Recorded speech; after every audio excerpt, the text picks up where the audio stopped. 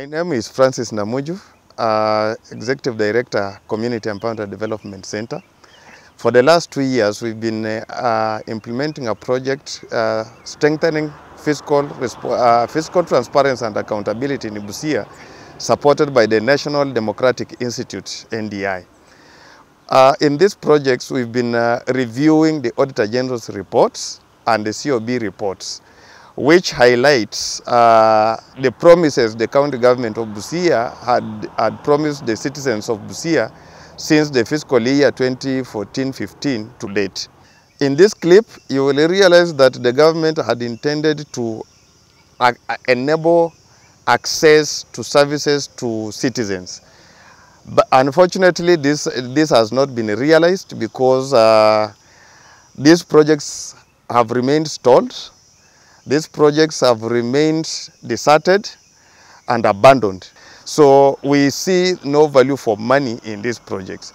So we call upon all viewers and residents of Busia to take appropriate action to demand completion and operationalization of these projects so that these projects start providing the intended services to citizens.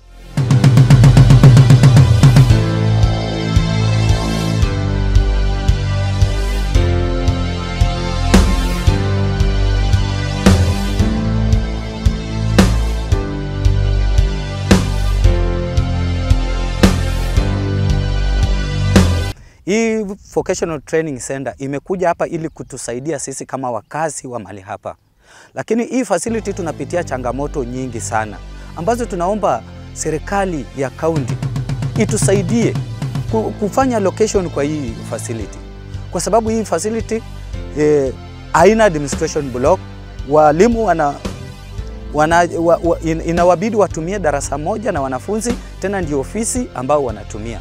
Hii facility haina maji na wanafunzi ambao wanafanya masonary wanataka maji, wanataka wayatumie. Haina stima na courses nyingi kama welding, kama computer zinahitaji stima. Kwa mfano kama watu ambao wanashona wanahitajika wawe na material ambayo itawawezesha ili waendeleshe hiyo kazi yao ya cherehani, na shule yetu tunaona ya kwamba vitu kama hizo haviko. Tunapata watoto wetu walikuwa wanaenda maeneo ya mbali, kwa mfano kama kule Amagoro, na ambapo ni mbali kabisa, tunaona ya kwamba wanapata shida njiani. Because unapata pengine ile familia ya chini ama mtoto amepata grade ya chini, at least akikuja kwa hii shule inaweza msaidia kupata skills na inaweza msaidia na familia yake kwa generation yenye anaenda. We have 5 courses which we need to have 5 classrooms and 5 workshops. The 2 classrooms, which are also not complete, are posing inadequacy and inconvenience in terms of internal coordination.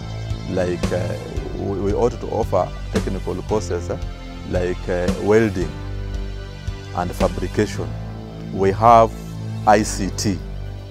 We have fashion and design, whereby we have electrical equipments.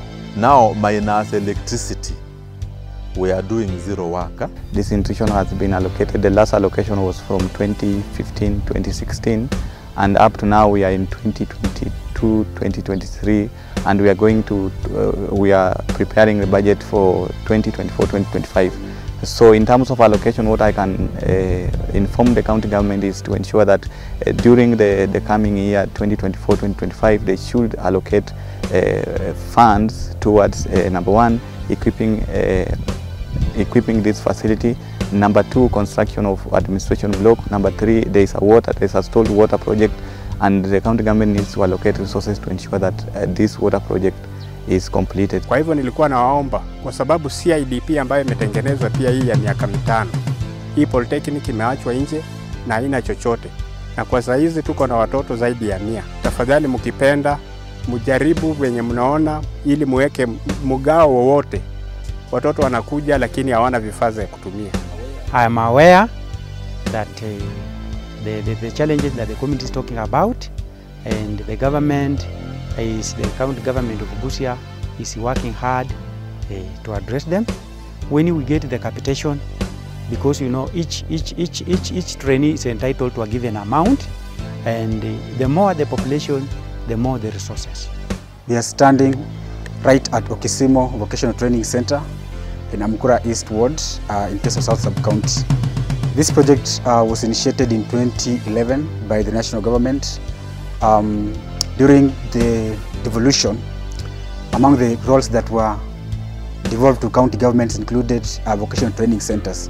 So in 2013, the vocational training center was transferred from the national government to county government. So the county government took charge of the twin house, which was supposed to serve as a vocational training center for this community.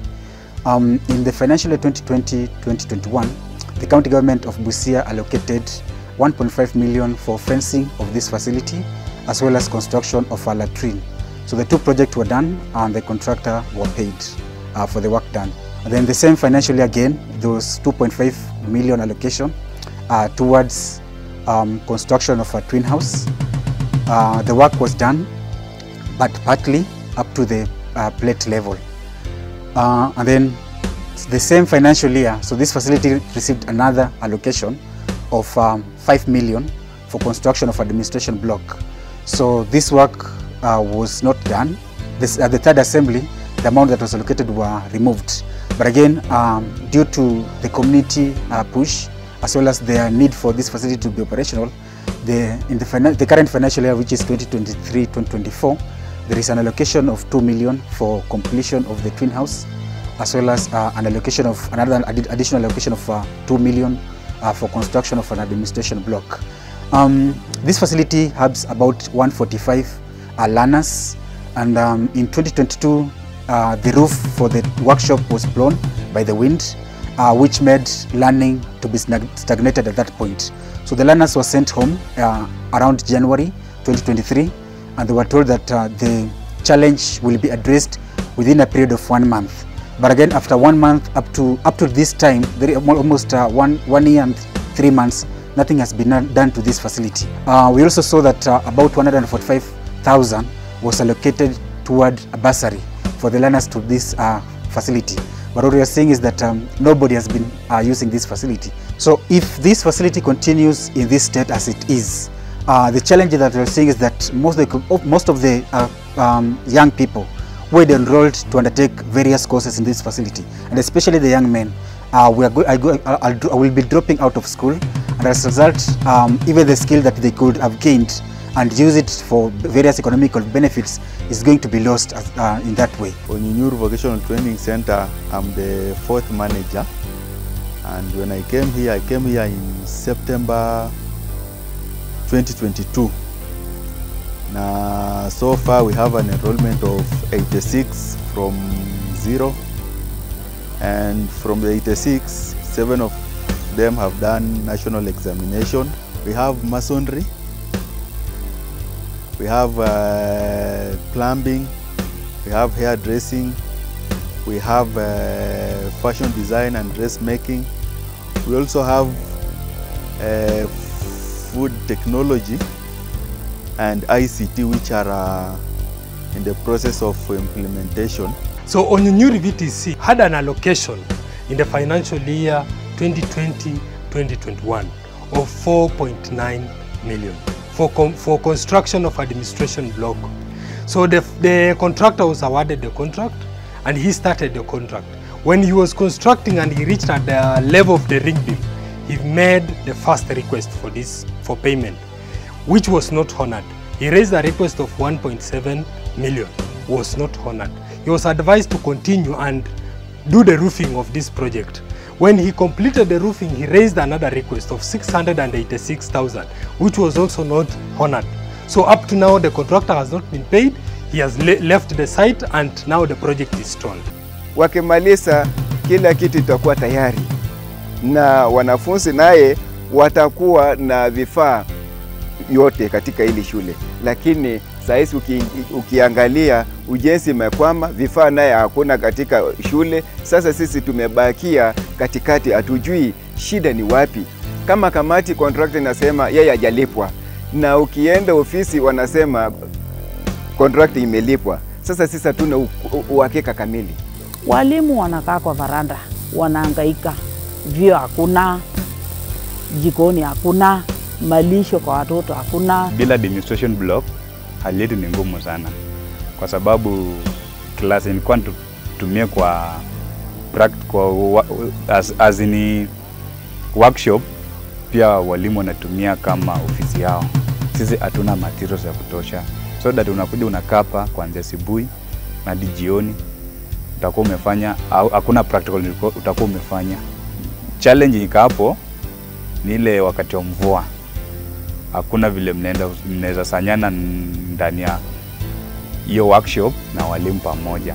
Chenye tunaomba serikali tusaidie, watumalizie ya demonstration block na pia watuongeze some classes, at least tuwe na enough workshops. Ni vizuri serikali ifanye mpangilio ya fedha ya kwamba kila mwaka wanapotoa mradi wa kufanya wahakikishe ya kwamba huo mradi unaisha, kuliko kuanzisha miradi haziishi, na sisi kama wananchi ambao tunatoa ushuru hatuwezi kuona faida ya hizo pesa. Na pia katika shule lenyewe tuko na ablution block ambayo iko complete na haitumiki kwa sababu haina maji, na kuna lango moja wanatumia kama workshop ya masonry, ambapo wakimaliza kutumia jioni wanafaa waijengee, waeke blocks kufunga mlango, kwa sababu wakiacha hivyo asubuhi watapata ile mchanganyiko yao ambayo walikuwa wameweka, waitumie the next day watapata kinyesi iko mali pale.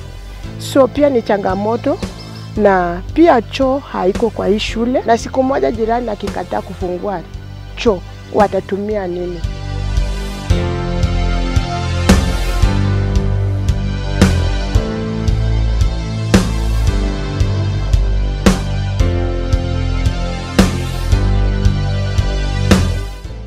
Tuko hapa leo kuzungumzia kuhusu stalled nyumba ya mama kuzalia, maternity wing.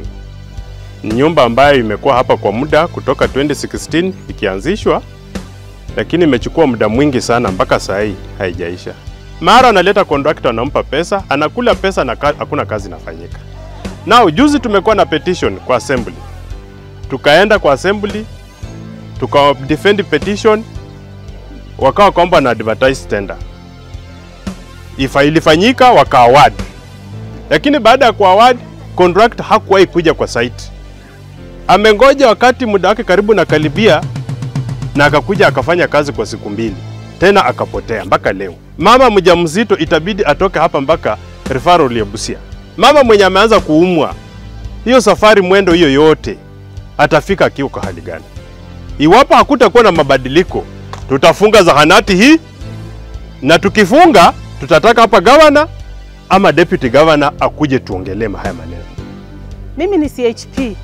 Kazi yangu kubwa kwa kijiji huko level 1 ni kumap, kutafuta wamama wajawazito tukiwaleta kwa zahanati. Lakini shida ni hapa, huu mjengo. Tangu 2016 tukirifaa wamama tunawaleta hapa na mjengo haujaisha. Imekuwa ni kazi ngumu. Hata saa zingine tunashinda kwa sababu unaweza rifaa mama afike hapa kwa sababu hatuna mjengo sawa kufanya hiyo kazi. Wamama wanajifungulia njiani. Mimi nimekuwa na stillbirths hata siwezi hesabu, na serikali ndio hii inasema inataka wamama wajifungulie mahali pasafi, tukue na a healthy nation. Tutapataje huduma kama hatuna nyumba kama hii? Mama kama huyu nimemuokota leo, ni mama yangu, nimemtafuta nimempata. Ukisoma kwa hii kitabu yake EDD anatakana ajifungue katika wiki moja lijalo. Sasa mama kama huyu tena mnataka tupate stillbirth? Mkuu wa kushughulikia health Busia County, hii hospitali ya Nasira hii, kwa nini uwezi kuchukua jukumu utengeneze ikae kama hospitali zingine? Sisi tuko na shida hapa, tuko na mwendo mrefu wa kwenda Nambale, wa kwenda Busia. Tuliona mmetuchengea hospitali tukafurahi, hii itatusaidia, lakini serikali imetunyima madawa. Hatuna dawa na tumempatia wiki moja atushughulikie. Sisi kama wakaasi wa Nasira tutachukua jukumu tukae hapa kwa hospitali na tufunge hospitali tukae hapa. Mbona kuna baadhi ya viongozi katika hii kaunti yetu ya Busia wanakula na walagai? Sababu niseme hivyo, unawezaje wewe ambao unahusika na kulipa miradi zile zimeisha, unapata umelipa pesa contractor bila wewe mwenyewe kwenda kuchunguza kuangalia kwamba hiyo contractor imeisha? Tunasemekana ufisadi katika nchi yetu imalizike, lakini Busia ufisadi imezidi, wanalipwa kabla haijamalizika. Hao watu ingewezekana pia wafuatwe, waangaliwe na waulizwe kwa nini wamerelease hizi pesa kwa mtu ambaye amepewa contractor na haijamalizika. Huyu mtu mmoja huyu mpaka hata Tezo huko amechukua contract na anafanya hiyo mchezo bado. Huyo mtu asakiwe, aulizwe maswali kwa nini ana mzoeo kama hiyo. Ile building ya maternity ambayo inajengwa hapo imejengwa sasa kwa miaka zaidi ya 3. Contractor huyu alifanya kazi kidogo mwaka uliopita Agosti, akapotea. Akaja tena mwezi wa Disemba akafanya kazi siku 2 akapotea, na leo hii nimemtafuta, nimemwambia nataka tuzungumze ili tuhakikishe mradi huo umekamilika kulingana na zile fedha ambazo zimewekwa hapo kwa mwaka wa kifedha 22-23. Nilikwenda huko nikaangalia, nikakuta madawa ya malaria yapo, madawa ya kutibu ukimwi yapo, madawa ya kutibu diarrhea yapo, madawa ya kutibu magonjwa kama high blood pressure, diabetes na mengine mengi yapo. Ni syrup ya watoto, paracetamol syrup ya watoto ndio ambayo haipo, na hivi majuzi pia wakakosa inayoitwa MRDT ambayo ni agent ya kupima ugonjwa wa malaria, na hiyo tumerudi leo tunaharakisha kuhakikisha kwamba wanapata hiyo MRDT. Lakini hospitali iko 70% ya kuwahudumia wagonjwa kulingana na yale madawa ambayo wako nayo. So wagonjwa 70% wakienda huko na magonjwa mbalimbali ambayo yanapatikana katika jamii ya hapa wanaweza kutibiwa na wakapata nafuu kurudi nyumbani. Nyalanda dispensary ilianza mwaka wa 2010 na 2011 wakaanza kujenga, community members wakapeana shamba kwa serikali na wakajenga facility. So baada ya kujenga hii facility ni kwamba haijawahi function. Facility yenyewe ilikuwa na maji yenyewe ilistall, ilikuwa na pit latrines ambazo zimejengwa vizuri, but kwa sababu hazitumiki zimesha kuharibika. Na kulingana na majadiliano ambayo tumekuwa nayo ni kwamba jamii inaomba department ya health kama inaweza wapea hata nurse kama ni mmoja, so that hii facility iweze kuserve community. 2017 ilikuwa tayari kufanya kazi na tukachelewa ya kwamba hospitali itafunguliwa. Hatukuona daktari akikuja hapa ya kwamba kazi inaendelea vile ilikuwa inasemekana. Mambo ikaisha hivyo. Hata hii mwaka 2023 mwezi wa 5 tulikuwa hapa na mama alikuwa anaitwa Rosa Cheza. Alikufa ghafla, alikuwa na pressure. Huyo mama ugonjwa ilimkaza usiku, kumkimbiza kufikisha Hunyango. Ikapatikana ya kwamba amekufa tayari. Tulilia tukisema kama hiyo hospitali ilikuwa imefunguliwa, huyo mama hangepoteza maisha yake. Community tuko tayari kusimama pamoja na yule nasi mwenye ataletwa, kwa sababu daktari amesema kama kutakuwa na kitu kama chakula, hiyo iwezi kushinda community ya Nyalwanda kutoa. Sisi kile kitu tunahitaji ni utupate huduma hapa karibu, kwa sababu wakati mvua imenyesha kutoka hapa kufika Hunyango 6-7 kilometers sio rahisi. Shida yenye imeleta hospitali hii kusitishwa kutofanya kwa sababu tumekuwa tukiagizwa na viongozi haswa wale walikuwa wakitambo hapo kwamba itaanza, hadi tukaifungua seremoni asili na haikuwezeshwa kufanyika kwa sababu walikuwa wasema shida ni hakuna staff na hakuna medical equipment za kufacilitate kuendelea kufanya. Hapa watu ambapo wanaweza tumia hii facility, kwa sababu nikiona wakati wa outreach services ambazo huwa zinapeanwa hapa unaweza pata hata ni watu zaidi ya 500. Hiyo ni sukumo. Daktari hapa tukianza hapa hospitali, I think ndio itakuwa ya juu. Bumtiru ikifuatia, Bumtiru dispensary. Ninakuomba, ni ombi langu, yule ambaye umeleta tu hapa aendelee na kazi, na atakwambia mwenyewe kazi yenye atakuwa amefanya hapa. Hiyo recruitment ambayo ilifanyika, shortlisting imeshafanyika ya health officers. Immediately posting ikianza kupitia kwa MOH na relevant authorities, by that time wakifanya posting hivi na operationalize wapi hii facility. Hii maji iwe sasa inafanya, alafu ama dakata kama ni 2 nurses to start with. Then sasa hii historia ya Nyalwanda ifikie hapo na watu wapate huduma. Every time you come to the sub-county hospital, you find that the outpatient department is packed, even on a Saturday. And the main reason is because of patients who come from this particular community. They come from Nyaluanda and also from Matayos, which is the neighboring sub-county. So within Matayos, their hospitals inside are far. So they prefer coming through Nyaluanda to Kunyango. So if this facility becomes operational, then all those patients who are looking for services there will come here. Yeah, and then also the other thing, it will impact on emergencies. So the priority step, one is equipment. Actually fast tracking on the procurement of the equipment for the facility. And number two, the staffing. So we need to have the additional staff just within the sub-county, and then now we'll be able to deploy one nurse at least at a minimum to Nyaluanda so that it becomes operational. Mradi huu ulianza zamani sana, ulikuwa kwa division, tulikuwa inaitwa Hakati Division Headquarters, ndio tulikuwa na hii dispensary. Sasa wakati wanajeshi waliingia pale, ikabidi tuhamishe hiyo dispensary kupeleka Genga. Ndio tukaamua tuleta hapa, tuna udongo wetu, wananchi walitoa udongo iwe ya sokoni, lakini tuliamua sasa ikue hospitali.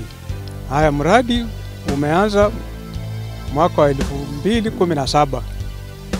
Na ndio sasa wale ambao wako hapa wanaona jengo liko hapa na lijaisha. Hatujaletewa madawa, hatujaletewa staff wa kufanya kazi. Wananchi wanazidi kulia hii kazi iishe, watuletee madawa, walete daktari, watutibu, watupunguzie gharama ya kwenda Sioport na Muduru au Ruambua. Kutoka hapa kwenda Sioport ni karibu kilomita 8. Kwenda Ruambua zaidi ya kilomita 8, karibu 10. Na Muduru karibu kilomita 8 vile vile. Kwa hivyo hapa ni shida kubwa sana kwa wananchi wa hapa. Tumeambiwa kwamba mradi huu ulitengewa pesa shilingi milioni 3,962 na kitu. Na sasa pesa ambazo zimetumika hapa tayari tumeambiwa ya kwamba zimekuwa milioni 2,900 na mradi haujaisha. Na watu wetu wengi wameenda chini ya udongo kwa sababu ya kukosa facility hii kuwafikia kwa wakati unaofaa. Limalizike, liwekwe hata tiles, kila kitu, stima iwe hapa ndani, tuwe na wafanyakazi na nyumba pia ya daktari iweze kujengwa hapa, ili watu wetu wakija hapa wapate matibabu kwa wakati unaofaa. Watu wetu kujifungua wanafaa wajifungulie hospitali, lakini ikifika usiku hospitali iko mbali, inabidi wengine wanajifungulia nyumbani kwa sababu hiyo usiku hakuna mtu wa kumpeleka. Ana means yoyote ya kwenda hospitali kwa Sioport iko mbali. Hakuna gari, wa boda hawezi kubali kwenda usiku. Na sisi kama madaktari wa vijiji tuwezi zalisha mama nyumbani. Hiyo inamaanisha mama anapata shida nyumbani, wengine wanajifungulia kwa njia, wakienda hospitali hakuna means yoyote ya kuwapeleka. Tumeweza kuona contractor mwingine akipewa, ingawaji kazi haijakamilika. Ningeomba serikali yetu kwamba wanapopeana contract kwa ule anayehusika wafuatilie na pia wahakikishe ulipaji unakuwa kwa wakati, kwa sababu facility kama hii inasaidia watu wengi.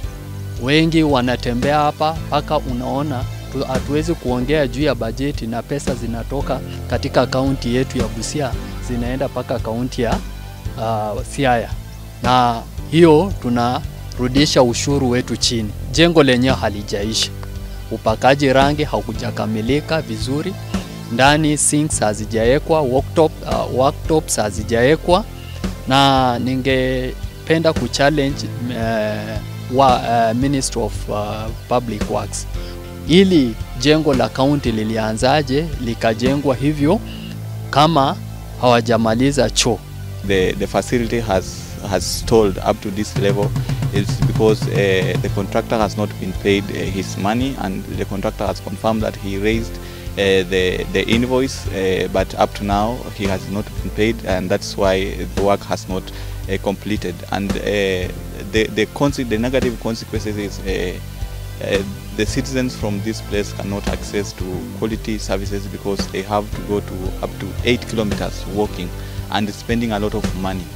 And that is why the community members, number one, are furious, and they feel that the county government is not doing its due diligence to ensure that they have access to quality services. As a way forward, we have deliberated and say that we are going to conduct dialogues, deliberations between the community members and the respective duty bearers to ensure that the issue of concerns, the payment of the contractor is done so that the contractor can fully complete the work of the work that he was awarded as per the contract.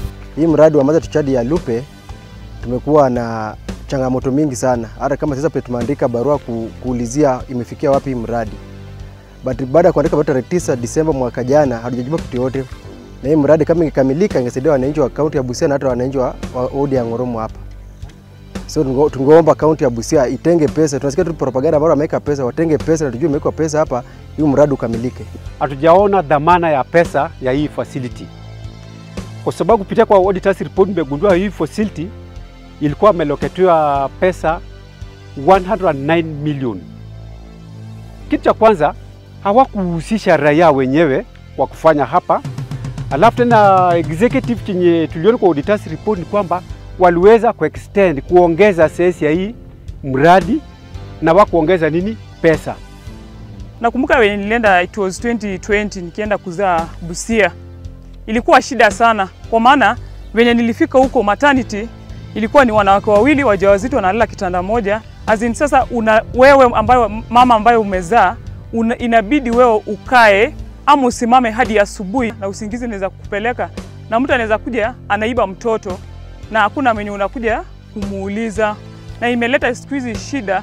Mtu anaona heri azae nyumbani than kukuja kuzaa hospitalini. Wakati tulisikia na tukaona hii building imejengwa hapa, nilikuwa matumaini yetu ya kuwa tumekuwa safe sisi na watoto wetu ambao tunawazaa. Sisi kama wanawake tunaomba county government itusaidie ikuje imalizie hii building, kwa maana ita reduce chances ya wanawake kuzalia nyumbani, watoto kukufia nyumbani, chances za watoto kuibiwa tena itakuwa reduced. Tutaona utamu wa kazi ya government. The county is being very slow in completing this project, and I can say it's like they deserted it because since 2021 today we've had like 2 financial years all complete, and they have not even allocated a single cent for the completion of this project. And they know that they had breached the law. They had initiated some expansions here. They had expanded the slab and all the construction, which altered nearly everything in that BQ, but they did revise the BQ itself. This is contrary to section 139 4E of the Public Procurement and Asset Disposal Act of 2015. About 40 million to be allocated for the completion of this project that we can have that value for money, because they have decided the project, they have decided the site, because it's now bushy. You can't even know, is it a public facility or someone's premises? Failure to which will mobilize the community, will tell them the truth, and we must try to find always to hold the government accountable. Even if it is to go to the street, we shall go to the street and I shall mobilize the people. I've not heard the county assembly talking about Alupe Mother and Child Hospital. I've not seen them visit this site. Actually, they are doing their own thing. Lakini sisi tulifurahia wakati tulipata ugasusi, kwa sababu inapeana serikali kufungua macho kujua kila mahali iko namna gani. Mradi huu wa Mother and Child ambao unakuwa naendelea Lupe ni mradi ambao ingesaidia watu wetu, haswa kina mama na watoto, kwa sababu Busia kwetu hapa kuna magonjwa mengi na vituo vya matibabu ni chache. Kama tungelikuwa na mradi kama huu hapa Lupe, ingesaidia kaunti yetu ya Busia nzima. Kazi ya ujenzi yaharakishwe ili ianze kutumika. Huduma ya kujifungua, watu wengi wa area hii wanaenda Busia, kwa sababu services katika Lupe Sub County Hospital iko chini sana. madawa hakuna. So watu wengi kina mama ambao wanataka kujifungua wanaenda Busia, na kule wakienda huko kuna msukumano mwingi kwa sababu Busia ina serve county nzima. The audit report reveals that 99.9%, that's 100% of the sum amount of allocated to construct this building was paid to the contractor, and the contractor will handed over the project to the department. According to law, when a contractor has been paid 100%, it means the project has been handed over and then it has operated for the last 6 months for the contract to be paid the retention fee of 10%. Unfortunately, in this situation, the project was handed over when it is not complete. So the bigger question and what is disturbing me is, for how long is Busia County going to entertain this kind of nonsense, where projects are being handed over to the departments and these projects are not providing the services that were intended to. 110 million is not just pocket money for somebody to come and joke around with. We are calling upon the government to take decisive action to complete this project, and if resources were misappropriated and lost, can they fast track and find out who took the money? 3 years down the line, we've not seen the services. So why was the government pushing this project to be initiated at Alupe? Number one, we've lost revenues here. Number two, we are continuously losing lives because this facility is not working. Unfortunately, since the general election of 2022, and when the government administration of Governor Tuoma took over, we've not seen anything this government is actually doing. For instance, if the government is doing its work, then these are the flagship projects that would have been completed by now.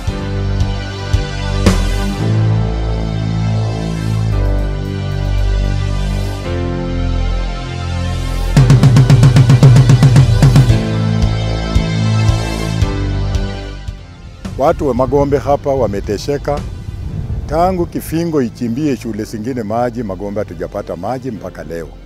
Watoto huwa wanakuja na vibuyu na wanachota kwa barabara na wanachota pale kwa mtoni, singine hata maji singine wengine wamekojoa ndani na wanaletea kupigia hapa.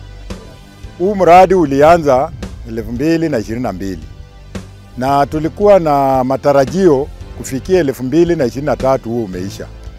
Lakini vile walichimba hii mradi, walichimba na wakasema pesa imeisha, na hata hatukujua pesa yenye ilichimba ni ngapi. Saa hii ndio tumefata tukasikia ilichimbwa na 1 milioni, na wakafunika bila kujua hata kama maji iko ndani. Saa hii tuko na masomo ya CBC, mtoto anafaa bebe bagi na vitabu mingi, amebeba mpaka na maji ndio aingie shuleni. Hata tuko na siku yenye mtoto wangu alikuwa mgonjwa, akawa hana nguvu ya kubeba bagi na hiyo maji. Alipofika kwa gate alipata kuchapwa, akarudishwa nyumbani, na ni mgonjwa, ana nguvu ya kubeba maji. Sasa mimi naomba kama county government ipate kuchukulia maanani kwa hii maji, wapate kuletea hapa shule ya Magombe. Hii shule ni shule ambayo iko na umaarufu, watoto wanasoma wakipita mtihani, lakini hainanga maji. Tumejua wametenga 1.4 milioni. Watuletea hapa, hata waongeze zingine, watumalizie huo mradi ili shule ipate maji na wafanye extension ya pipeline kwa community, watu wapate maji ya kuwasaidia. Tuko na shida sana, hasa sisi wa mama. Kutoka hapa unaenda karibu kilomita 4 ukitafuta maji. Inatuchukua wakati mgumu sana kufanya mambo yetu, hasa kwa maboma, kwa shule, especially watoto wanasafa through kupata maji. Kila siku watoto wanabebana na maji kutoka nyumbani. Unapata hiyo inachosha mtoto. Hayo maji ambayo watoto hata wanabeba sio yale maji safi. Mtoto anachota maji hata kwa barabara. So long as apeleke hayo maji, kwa sababu shuleni wanataka maji. Ni shule tu ya Magombe peke yake ndio haina maji. Shule zingine zote kwa Marachi Central Ward siko na maji. Sasa sisi kuwa tunashindwa, sisi hatupigi kura ama tunapiga kura. Na kama tunapiga kura, sisi pia nataka haki zetu fine nini? Siangaliwe. Kama hii maji ambayo ilianzishwa 2021 hadi saa hii na county government haijakamilika, ni kwamba community ile malengo ambayo ilikuwa nayo kwamba itapata maji safi, so haiwezi pata kwa sasa. Fununu inasema ni kwamba walitumia 1.5 kwa kuchimba hiyo maji kwa sababu ilikuwa drilled pale chini. Although bado hatujathibitisha kama kweli ni hiyo 1.5. Na but kulingana na hiyo 1.5 which means kazi haijafanyika kwa hiyo kiwango. Then which means hakuna value for money ambayo imekuwa invested pale. Tulipopata mafundisho kutoka shirika la CEDC kutokana na jinsi tunaweza fuatilia miradi, tulichukua jukumu hilo kuanza kuandika barua za memorandum tukipeleka kwa ofisi za kutusaidia, county offices, ofisi ya MCA, ofisi za maji, na kufikia saa hii tuliposukumana hizi maneno tumeona tumepata an allocation ya 1.5 million in the financial year 2023-2024 kumalizia mradi huu. Tunaona kwamba tumesaidika kwa sababu tumefika wakati ambapo sasa wakati wote tunaweza kupata maji. Huu mradi wetu kumalizika. Na kulingana na mkutano ambao tumekuwa nao leo, tumehakikishiwa kwamba project hii itamalizika kuanzia Disemba ama Januari. Tunasema tu kwamba ni asanti na tunashukuru hili shirika lisidi kabisa kutufuatizia. Tulikuwa tukijiuliza kwani hii maji tunafaa kuuliza nani? Lakini wametufunza, tumejua tunafaa kuenda kwa ofisi gani na tunafaa kupata namna gani manufaa yetu kutokana na ofisi zetu. Kwa hivyo mimi kama mkaaji wa hapa na beneficiary wa hii maji, nashukuru sana. Hii mradi itakapokamilika nitapata maji, nitafanya vitu mingi sana, nitaweza kulima mboga, ninyunyizie maji, nitaweza hata kuunda maji, nitaweza kuuzianga watu, kutengeneza. Hii maji itaweza kunisaidia kwa vitu mingi sana. Na sisi kutoka katika ofisi ya mheshimiwa tunafurahia sana. Manake mara nyingi watu wameogopa sana kukutana na mashirika kama haya. Manake mashirika haya lengo lao kufuatilia matumizi ya pesa za serikali. Na sisi tumejitolea mhanga kufanya karibu na jamii, kuhakikisha kwamba hizo pesa ambazo zinatolewa wananchi wanafahamishwa na wanajua haswa vile pesa zinatumika. Kwa hivyo mkutano wa leo umekuwa mkutano muhimu sana kwetu. Kazi ambayo tutakufanya na contractor ni kazi ambayo inarudisha sile wizi ama corruption itakusika pale. Third, nataka kuhakikisha kuwa while kila steps contractor anahusisha wananchi wa kawaida ili tuweze kuplay oversight to ensure hakuna leakages, hakuna ile public resource ambayo inakuwa wasted. Hapa kuhakikisha mradi ukamilike vizuri, mwananchi wa kawaida aweze kupata maji ile ambayo alikuwa anasukuma.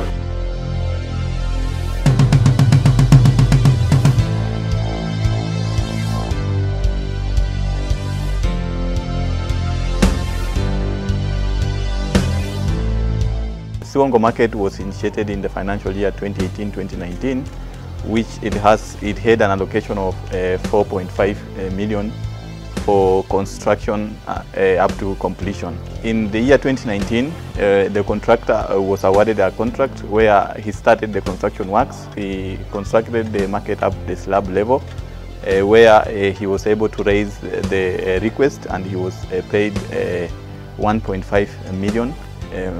After which he deserted the site at the slab level. So after the intervention of